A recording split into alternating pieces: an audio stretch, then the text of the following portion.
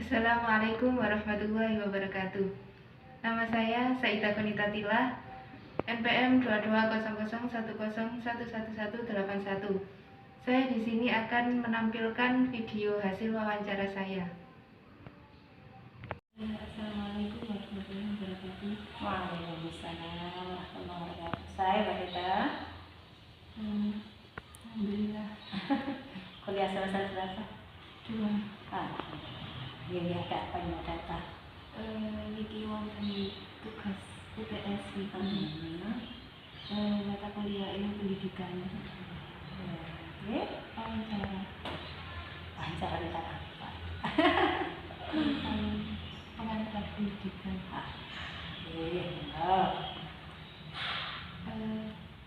Kapan berdirinya Pondok Niki? Isin dulu Pak. Semata-mata berdiri ngoten mboten. Tapi tiba-tiba Allah menitipkan. Ada orang datang menitipkan dari uang sendiri. Tiba-tiba saja. Insya Allah sekitar tahun 2013. Bulannya apa? Kayaknya November deh. November 2013. Mulai ada Mbak yang Allah mengirim yang tanpa juntrungan, tiba-tiba Allah ngirim katanya. 1, 2 Mbak. Asas apa yang mendasari berdirinya Pondok Niki? Apa enak ya? Kalau tadi saya perlu menyampaikan bahwa semata-mata berdiri tidak, maka ya mungkin doa orang tua yang selalu menasihati begini, amalkan ilmunya, ilmu manfaat yang mengalir. Kan gitu, semata-mata ingin mengamalkan ilmu, mengalirkan, datang berjamaah, namun ngoten sederhana banget, tapi ternyata ya berat. Landasan apa yang mendasari berdirinya Pondok Niki? Apa landasannya, Kak? Oh, berdirinya saja. Mungkin sesuai dengan nasihat-nasihat para ulama ya, semuanya warnanya salah. Salah itu mengedepankan sana nggak muluk-muluk, tapi apa yang kita ajarkan harus jelas, mengambilnya dari mana, dan sanatnya harus nyampe ke Rasulullah. Karena ilmu agama itu ya nggak bisa pakai pendapat kita, nggak bisa, harus mengambil dari para ulama, yang para ulama ini nyambungnya kepada Rasulullah. Seperti itu. Jenis pendidikan apa yang diadakan oleh Pondok Niki? Karena pondok ya kita Ma'had Al-Hasani Al-Islami otomatis, tapi ya murni keagamaan, belum berani menyajikan materi-materi tambahan. Pernah terpikir di benak itu ingin ada bahasa Inggris, ingin apa, tapi sejalan dengan waktu kok enggak deh, fokus di agama. Kamu tentu lebih mohon izin melanjutkan. Monggo, apalagi izin aku. Jenjang pendidikan apa yang diadakan oleh Pondok Niki?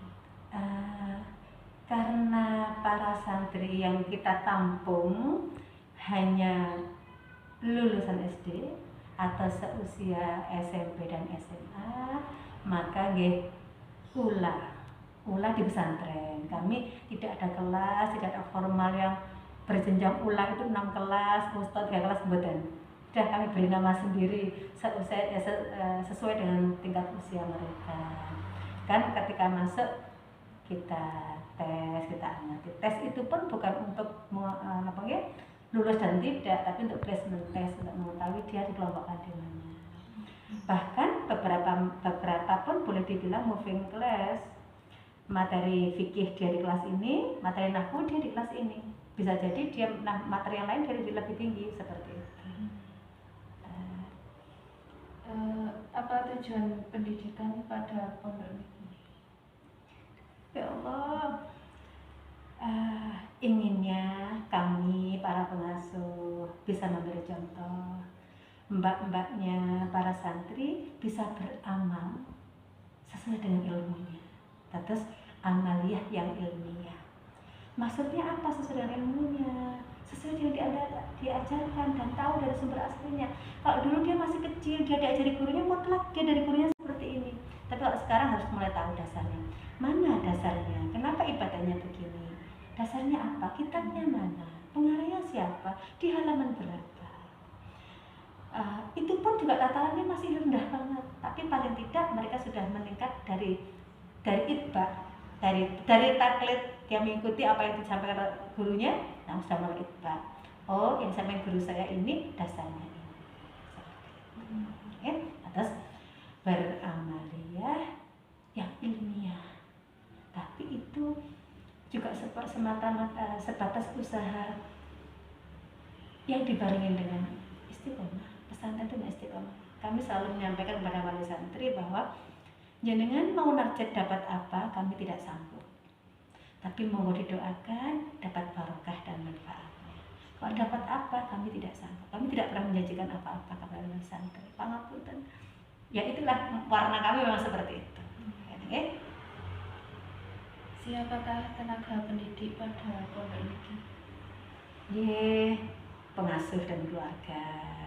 Alhamdulillah kita juga menjalin silaturahmi dengan beberapa pesantren, dan beberapa pesantren ini mengirimkan beberapa guru yang memang di bidangnya untuk membantu pengajaran di sini. Alhamdulillah juga karena sudah hampir 7 tahun ya nak ya, sehingga sudah mulai ada senior yang bisa membantu. Sesuai doa kami bahwa ilman nafi'ah muta'atiyah, ilmu manfaat yang mengalir. Mbak-mbak harus mulai diajarkan bagaimana mengamalkan apa yang dia dapat. Siapakah peserta didik pada pondok ini?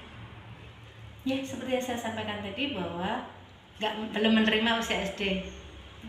Bahkan yang pasca MA saja itu pun dengan syarat tertentu untuk tetap di sini, antara lain. Terus pastinya adalah usia SMP, usia SMA dan sederajat. Ya. Pasca itu dengan persyaratan tertentu. Misalkan sudah lulus aliyah kok masih di sini. Oh boleh. Apa tujuannya? Sambil mengajar. Oh boleh karena Qurannya belum selesai. Karena di sini kan ada tahfidz juga. Jadi tahfidz bagi mbak-mbak yang berminat, meskipun itu tidak wajib, kita tampung. Mudah-mudahan ke depan madrasatul Qurannya bisa berjalan. Kurikulum di pondok niki seperti apa kurikulumnya nak? Apa ya nak? Kita langsung berkiblat atau berpegangan kepada kutubut turas. Jadi kita warisan para salaf, sehingga kurikulum itu yang jadi dunia ala pesantren. Jadi otomatis materinya adalah kitab-kitab kutubus safra, kutubut turas yang tidak menutup kemungkinan bukan hanya ulama salaf tapi juga ulama khalaf. Maaf seperti Al-Miftah kan zaman sekarang.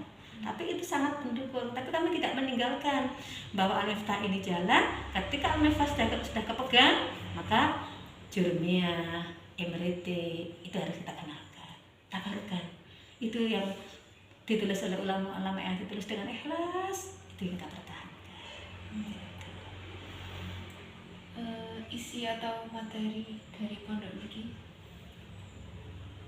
sesuai dengan namanya salaf, maka unsur utama bahan materi yang disampaikan adalah otomatis Al-Quran, hadis, usul itu tentang akidah, dan fikihnya dan hal-hal yang berhubungan dengan sedikit alat, kita kenalkan alat.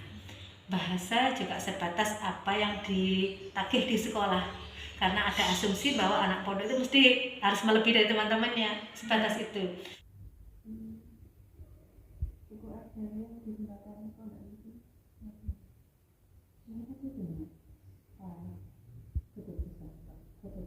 warisan para ulama-ulama.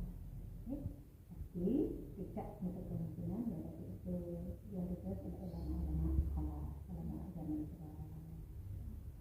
andaikan yang kita pakai yang cocok dengan kita adalah yang kelas yang zaman sekarang, maka tetap setelah kita pegang maka kami kenalkan juga dari mereka. Karena kami menyadari, kami meyakini bahwa para ulama salaf menulis ilmunya, menulis ilmu dan itu yang membuat. Mungkin metode jauh dari zaman sekarang, tetapi keberkahannya dia sangat besar.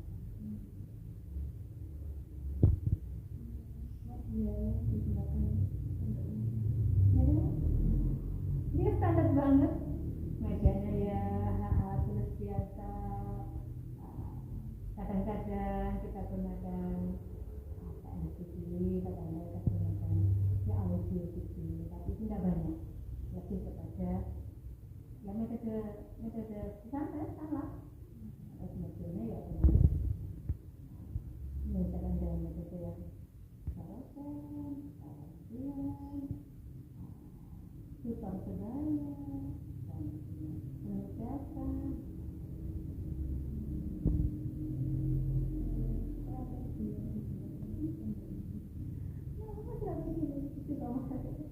Mengajak berlaku nggak mulut kalian jangan tadi mau izin mau wawancara apa yang diwawancara di sini masih kan nggak mulut harus ya strategi ini yang mengedepankan ruh santri, ruh pesantren.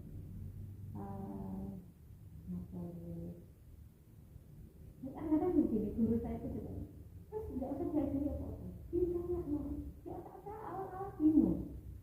Santri nggak boleh diajari, nggak boleh menyentuh kurikulumnya apa, tidak bisa. Dulunya itu apa?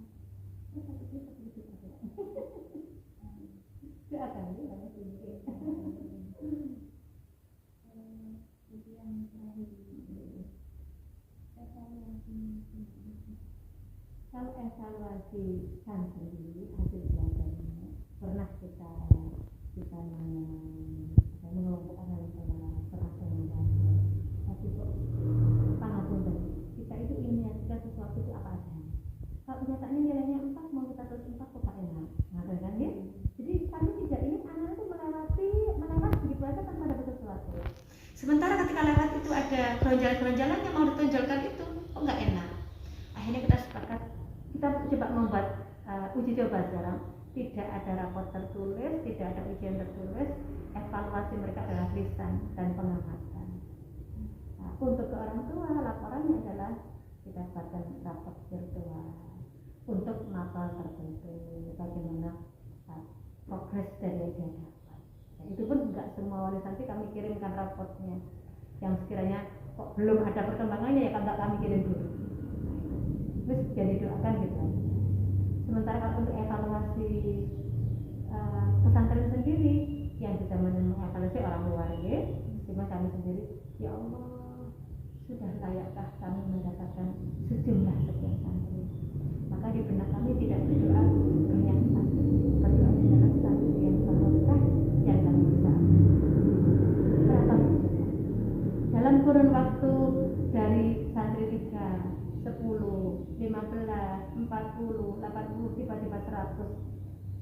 Ya kaget tapi